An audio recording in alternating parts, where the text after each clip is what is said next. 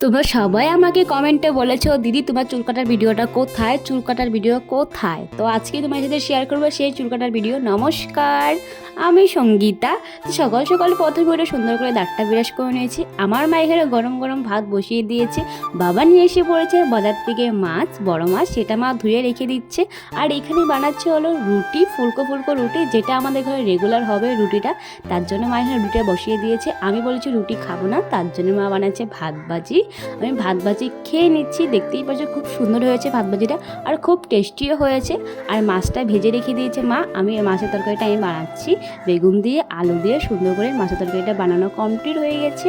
তারপরে গিয়েছি ঘরটা মুছতে, ঘর মোছা কমপ্লিট করে নিচ্ছি। ঘর মোছা আমার কমপ্লিট হয়ে গেছে, খুব সুন্দর করে ঘর মুছে নিয়েছি। এখন যাব হলো স্নানে, তার জন্য হলো চুলটা খুলে নিচ্ছি। আমার স্নান করা কমপ্লিট হয়ে গেছে, দেখতেই পারছো।